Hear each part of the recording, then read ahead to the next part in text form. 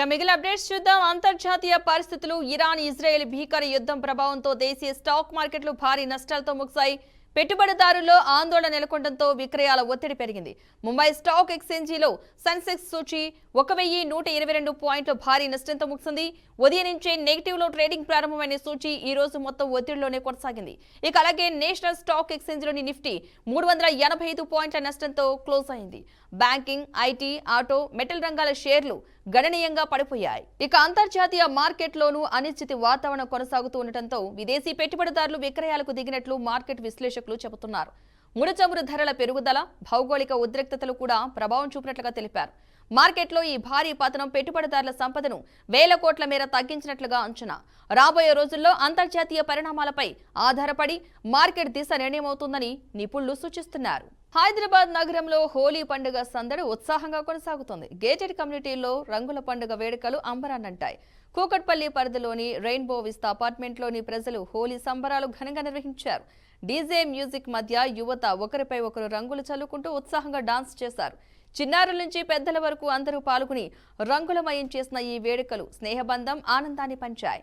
కాలనీలో ఎక్కడ చూసినా రంగుల హరివిల్లు కనిపిస్తూ హోలీ పండుగ ఉత్సాహాన్ని ప్రతిబింబించింది. ప్రస్తుత ప్రపంచం మొత్తం ఇజ్రాయెల్, అమెరికా, ఇరాన్ మధ్య జరుగుతున్న యుద్ధాన్ని చూసి వణికిపోతుంది. ఇప్పుడు ఏ మిసైల్ వచ్చి పడుతుందో, ఏ డ్రోన్ దాడి జరుగుతుందో అని భయంగా గడుపుతున్న సమయంలో వివాదాస్పద దర్శకుడు రామ్ గోపాల్ వర్మ మాత్రం తనదైన స్టైల్లో స్పందించి పెద్ద దుమార్మే లేపారు. ఈ యుద్ధాన్ని ఆయన కేవలం దేశాల మధ్య గొడవగా చూడకుండా దానికి ఏకంగా మతపరమైన రంగు పులిమేశారు. ఆర్జీవీ చేసిన ఒక ట్వీట్ ఇప్పుడు సోషల్ మీడియాలో సెన్సేషన్గా మారింది. అమెరికా, ఇరాన్ మధ్య జరుగుతున్న ఈ యుద్ధం నిజానికి జీసస్ అల్లా మధ్య జరుగుతున్న ఫైట్ లాంటిది. ఈ యుద్ధంలో ఎవరి గెలిస్తే నేను ఆ మతంలోకి మారిపోతాను అంటూ షాకింగ్ పోస్ట్ పెట్టారు. అమెరికాలో క్రైస్తవ మతం ప్రధానంగా ఉండటం, ఇరాన్ పూర్తిగా ఇస్లామిక్ దేశం కావడంతో వర్మ ఈ రెండు దేశాల యుద్ధాన్ని దేవుళ్ల మధ్య పోరాటంగా అభిప్రాయపడ్డారు. ఎప్పుడూ తాను నాస్తికుడని, తనకు ఏ దేవుడి మీద నమ్మకం లేదని చెప్పే వర్మ ఇప్పుడు ఏకంగా మతం మారుతా అని అనడం అందరినీ ఆశ్చర్యపరిచింది.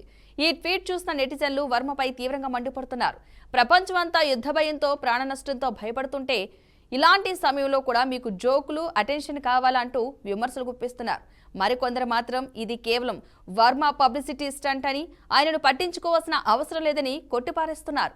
ఏది ఏమైనా ప్రపంచవ్యాప్తంగా నెలకొన్న సీరియస్ పరిస్థితుల మీద వర్మ చేసిన ఈ హాట్ కామెంట్స్ ప్రస్తుతం టాలీవుడ్తో పాటు సోషల్ మీడియాలోనూ పెద్ద చర్చకు దారితీశాయి. మేము తిరుపతిలో ఉన్న నెయ్యిని వాడలేదు, అయోధ్యలో నెయ్యికి లడ్డూలు పంపించడానికి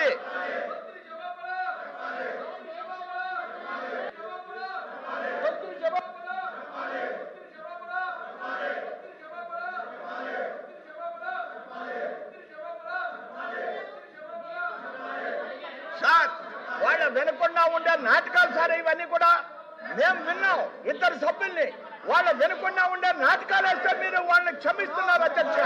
ఇది ఎట్టి పరిస్థితుల్లో కూడా మంచి పద్ధతి కాదు అధ్యక్ష.